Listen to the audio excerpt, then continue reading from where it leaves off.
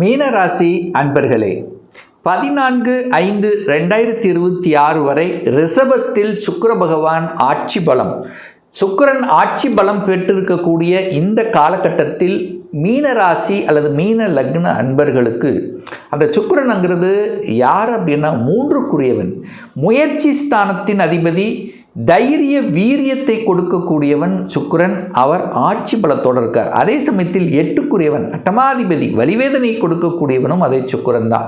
அப்போ ஆட்சி பலத்தோட ஸ்ட்ராங்காக இருக்கும் போது என்ன நடக்கும்? பொருளாதாரம் நல்லா இருக்கும். காசு பணம், கையிருப்பு பணம் என்பது உங்கள் முயற்சினால் நல்லபடியாக இருக்கும். ஆனால் என்ன, சில சமயங்களில் மனம் குழப்பமாக இருக்கக்கூடிய தன்மை. ஏன்னா மீனராசி என்பவர்களுக்கு இப்போ 7ரை சனியில் ஜென்ம சனியாக இருக்கும்போது மனசு அங்கே இங்கே அலைச்சல் திருச்சல் டென்ஷன், ஒரு நிலைத்தன்மை இல்லாமல் இருக்கக்கூடிய தன்மை இருக்கும். என்னதான் கொஞ்சம் கோபம் அதிகமாக காண்பிக்கும், ஒரு பிடிவாத குணம், மந்த குணம், ஒரு டல்லாக இருக்கக்கூடிய தன்மை, எதை செய்தாலும் ஏதாவது ஒரு குறை காண்பிக்கக்கூடிய தன்மை, ஒரு விஷயம் செய்கிறீங்கன்னா அது இன்னொரு தடவை செய்யக்கூடிய தன்மை, ஒரு மனதில் ஒரு குழப்பம், கரெக்டாக செஞ்சோமா இல்லையா.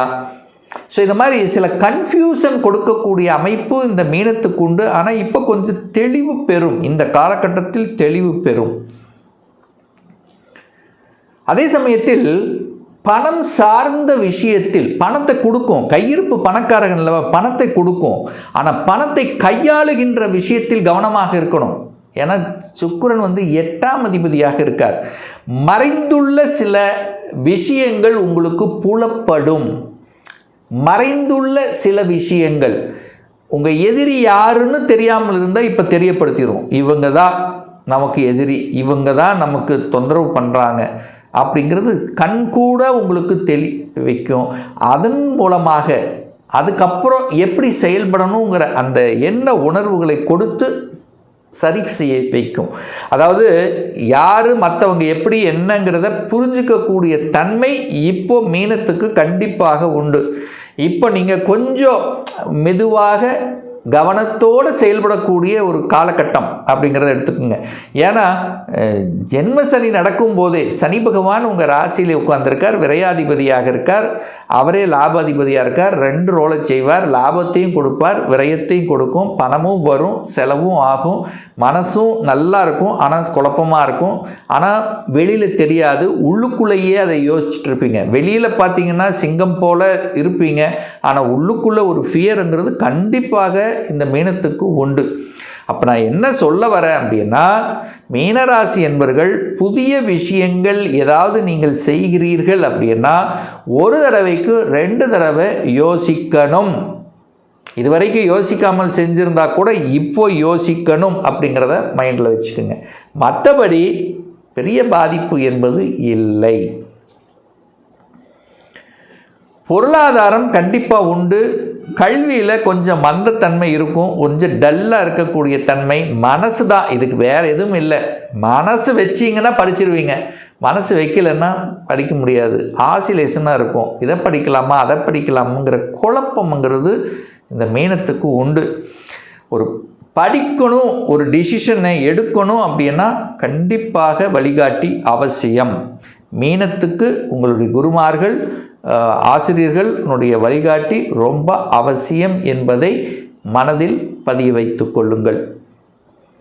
சுக்கிரன் ஆட்சி பலம் ஸ்ட்ராங்காக இருக்குது சார், இதனால் நமக்கு என்ன சார் ப்ளஸ்ன்னா, சொகுசுக்கு சார்ந்த விஷயத்தை தேடி செல்வீங்க. சொகுசாக இருக்கணும், எனக்கு இது வேணும், என்னுடைய ஆசை, இந்த ஆசைக்கு தேவையானது வேணும் அப்படிங்கிறது கேட்பீங்க. வண்டி வாகனங்கள் வாங்கக்கூடிய தன்மை இருக்குன்னா இருக்கும். சுக்கிரன் தான் வண்டி வாகனத்துக்கு காரக கிரகம். தாராளமாக செலவு செய்வீங்க, வாங்குவீங்க, வாங்கிக்கலாம். ஆனால் என்ன, இரவு நேர பயணத்தை முற்றிலுமாக தவிர்க்கப்படுவது நல்லது. ஏன்னா அதே சுக்கிரன் தான் 8ஆம் அதிபதி அல்லவா. அப்போ இரவு நேர பயணத்தை முற்றிலுமாக தவிர்க்க வேண்டும் என்பதையும் ஞாபகத்தில் வைத்து கொள்ளுங்கள் மீனராசி அன்பர்கள். சுக்கிர பகவான் பாருங்கள், சூரியனுடைய நட்சத்திரத்தில் பிரயாணம் பண்ண போகிறார். சுக்கிரன் அங்கே ரிஷபத்தில் கிருத்திகை நட்சத்திரம் இருக்குது. அந்த கிருத்திகை நட்சத்திர பிரயாணம் பண்ணக்கூடிய காலகட்டங்கள். ஏன்னா சூரியன் 6ஆம் அதிபதி. அப்பாவுக்கு ஹெல்த் பிரச்சனை அல்லது அப்பாவோட கருத்து வேறுபாடு வருவதற்கு அரசாங்க விஷயத்தில் கரெக்டாக இருக்கணும். அரசாங்க விதிகள் மீறி செயல்படக்கூடாது. அதே சமயத்தில் சூரியனுங்கிறது உங்கள் மேலதிகாரி குறிக்கக்கூடிய கிரகம். அப்போ மேலதிகாரிகள் விஷயத்திலும் கரெக்டாக இருக்கணும். இல்லைனா இந்த காலகட்டத்தில் கோபம் வரும், ஆக்ரோஷத்தை வரும், வேலையை விட்டுறக்கூடாது.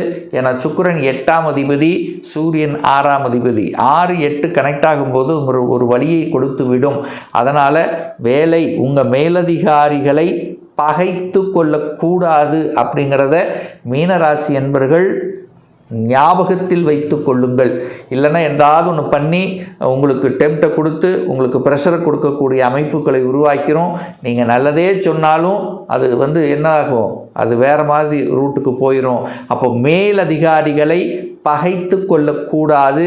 அவசரப்பட்டு, ஏன்னா 6, 8 கனெக்ட் ஆகுது, அவசரப்பட்டு ஆக்ரோஷப்பட்டு வேலையை விட்டுவிடக்கூடாது. இங்கே தான் டக்குன்னு கோபம் வந்துடும், டக்குன்னு எமோஷனல் ஆயிடுவீங்க, டக்குன்னு வேலையை விட்டு அடுத்த நிமிஷம் பார்த்துக்கலான்னு வந்துடுவீங்க. பட் இந்த இடத்தில் நிதானம், பொறுமை அவசியம் மீனராசி என்பர்கள். இதை நல்ல மைண்டில் வச்சுக்குங்க. வேலையை மட்டும் விட்டு தேடக்கூடாது. அப்படியும் மாறணும் அப்படின்னு முடிவு எடுத்து விட்டீர்கள் என்றால் இன்னொரு வேலையை அமைத்து கொண்டு தான் மாறணும் அப்படிங்கிறத ஆழமாக உங்கள் மனசில் பதிய வச்சுக்குங்க. அவ்வளோதான். வேலை அப்படின்னு எடுத்தால் 8ஆம் அதிபதி, 8ஆம் இடம் என்பது வலிவேதனையை கொடுக்கக்கூடிய ஒரு இடம் மட்டும் கிடையாது, திடீர் அதிர்ஷ்ட வாய்ப்புகளையும் கொடுக்கும். டக்குன்னு ஒரு சேஞ்சஸ் கொடுத்துரும், டக்குன்னு அதிர்ஷ்டம் கிடைச்சிரும், டக்குன்னு ப்ரமோஷன் கிடைச்சிரும். அன்எக்ஸ்பெக்டட் திங்ஸ் கண்டிப்பாக இருக்கும், ஒரு நல்ல விஷயமாகவே இருக்கும்.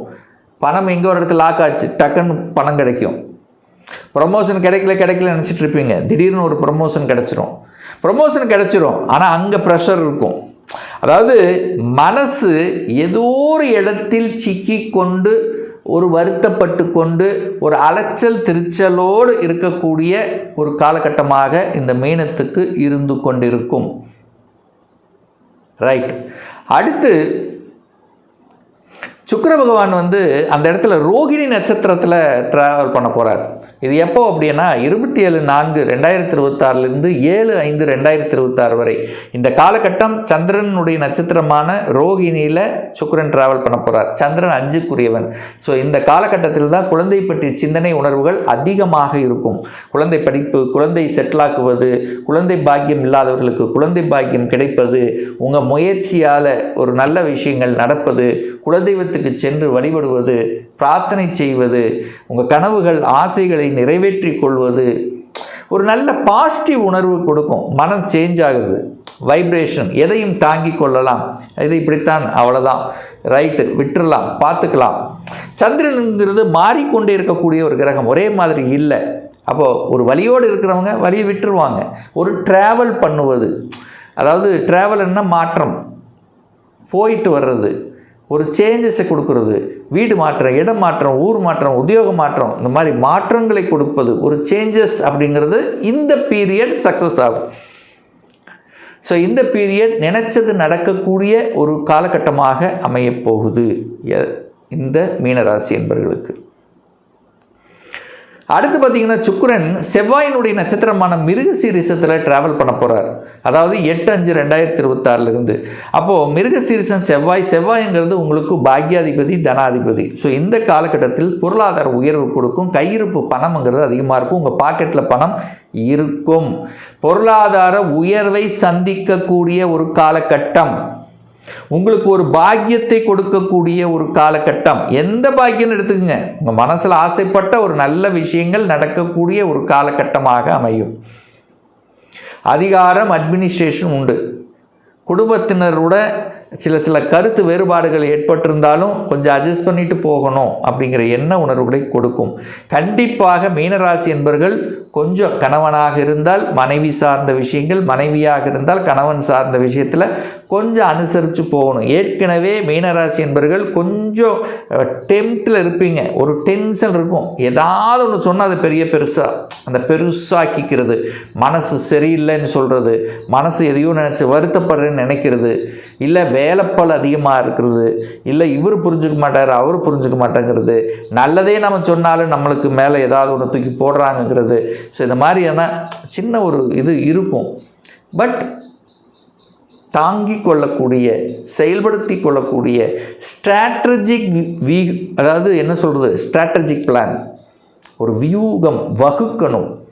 புத்திசாலித்தனமாக செயல்பட வேண்டும். இன்னும் நல்லா சொல்லணும்னா நடிக்கணும், நல்ல நடிகராக செயல்படணும். நடிச்சிட்டிங்கன்னா அவ்வளோதான். எஸ். ஸோ இந்த விஷயத்தில் இதை கெட்டியாக பிடிச்சிட்டிங்கன்னா அவ்வளோதான், மீனத்துக்கு சூப்பர். ஸோ இந்த சுக்கிர பயிற்சி சுகபோகங்களை தரக்கூடிய, நல்லது, சுக்கிரன் நல்லவன் தானே, நல்லதை செய்யக்கூடிய, இடம் நிலம் வீடு வண்டி வாகனம் சார்ந்த விஷயத்தில், அந்த சொத்துக்கள் சார்ந்த விஷயத்தில் நல்லது நடக்கக்கூடிய ஒரு நல்ல காலகட்டமாகவே மீனத்துக்கு அமைய இருக்கிறது.